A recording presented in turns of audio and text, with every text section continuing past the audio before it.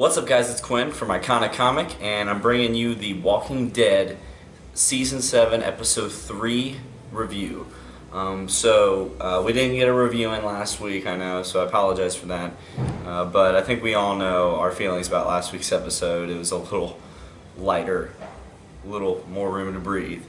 So, just getting right into this thing, I loved this episode. It really showed us what Negan's headquarters are all about. What is his end game with these people? And it gave a little more insight into the fact that all of Negan's people may not be on board with what he's going for. And we saw that with Gordon, and we're starting to see hints of it with Dwight. And I really, really like that. Trying to think right off the bat just some more positives that I can name out. It was very creepy episode, with the music playing and just the music torture. I just thought that was just eerily creepy. I like the imagery of the one walker who kept kneeling, coming back up, kneeling, coming back up. I think that was a good symmetry, basically to show that, you know, Dwight's thinking, it's like, is this what we're becoming? We're becoming like these walkers, where it's just, we're just here to survive and we do whatever, just follow blindly. And I think that was really good imagery to show there, to show that symmetry with the walkers and Negan's people. I'm starting to like these episodes that are group with Rick, side group with Morgan and Carol, side thing with Negan's group and Daryl, and then bringing it all together. Kind of like how we did a couple seasons ago where everybody was split up. I didn't like it back then, but I like it now because they're really starting to flesh out all these characters a little better in these. Because back then I thought they were more filler episodes before we get to the big ones. These ones, I think they serve a purpose, and I like each one so far. Daryl is staying true to his character, and even though he feels horrible about what happened to Glenn, he's staying true to what he believes, and he's basically trying, I think, if he sticks to his character, I think he believes in himself that he's trying to do right by what he did wrong with Glenn. It's just, you know what, this is who I am. I have to stick to it. I can't kneel down to this guy because then he wins. And I think based off this episode that they're going to, obviously I said before that probably Hilltop, the Kingdom, and Alexandria are going to have to work together, but I think it might actually come down, the Saviors might be brought down by the inside. Like, I think some of their own people will uprise against Negan. Now, I don't know how many people that's going to be, but you can already see, like I said, hints dropped of those people like Gordon and even a little bit of Dwight, where it's like they're not fully bought into what Negan is promising them and laying out for them.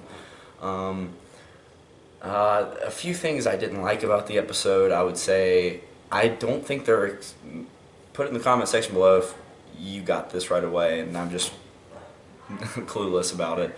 The walkers outside the fence, I'm not sure they explained that to us, what the point of those things were, very well. I'm assuming that they're there for like almost like gate protection, like to guard the perimeter, or like a defense mechanism, but I just don't think that was explained very well in the actual episode. Trying to think some other things that I did not like.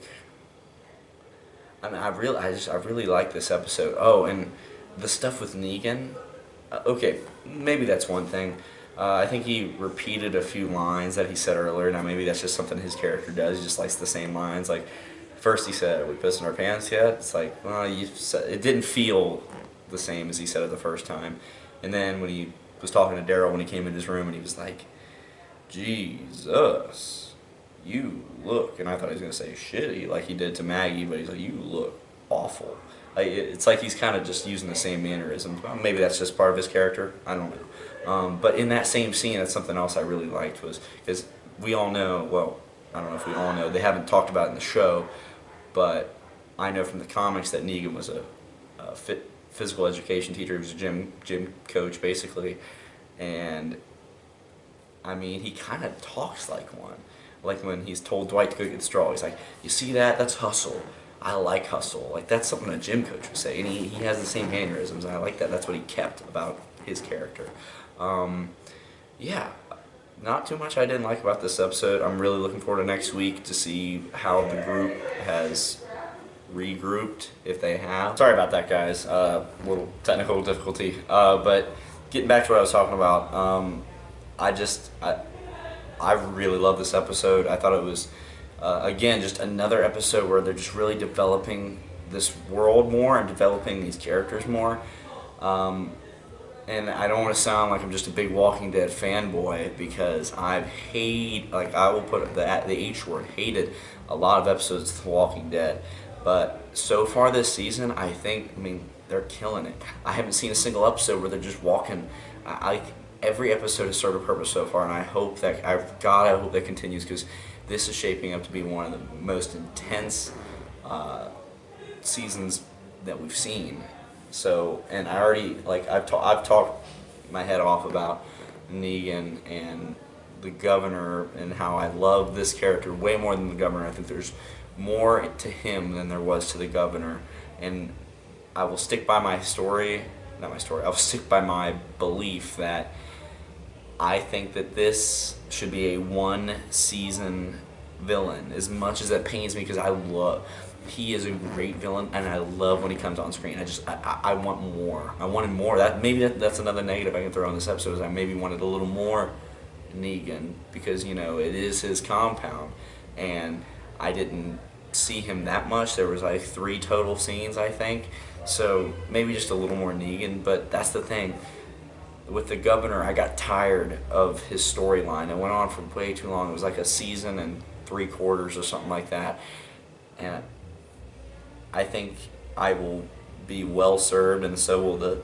story, if they complete this whole season, and at the end is the end of Negan's path. And then, because I'm afraid that if we get too much, I will become tired of the character. But maybe I'm wrong. Maybe they'll do it so well that at the end of the season nothing happens. I'm like, I want to see more of him. Or he gets away or something, and they have to go get him. I don't know. But yeah, I want more Negan right now. But hopefully, for me, I want a season. Bam, bam. This is a story. It's finished. But we'll see. We'll see what happens. So, final thoughts wrapping up this episode. I mean, like I said, character-driven. Great performances, especially by Jeffrey Dean Morgan. He's killing it. So I'm going to give a score. I'm going to give this episode an 8 out of 10. An 8 out of 10. I didn't do a review for last week. I apologize. We didn't have time. I couldn't get to it. But I'll score last week's. Last week's, I would put it at a 7.5 out of 10. So I would say 3 solid episodes this season. 3 solid episodes. So I can't wait to see where they go from here. Yeah, and I'm looking forward to the rest of the season. So make sure you guys let me know what you thought in the comment section down below. Make sure you guys like, comment, share, and subscribe so you guys don't miss a single thing from our channel. Me and Alex and I did our iconic movie news today, and we also did our Doctor Strange review. So look for those. If you're not already subscribed, go ahead and click the subscribe button so you don't miss any of that stuff. But go into our channel, look for those. We worked hard on those, and hopefully you like them. So I think that's it. See you guys next time. Holy Grail.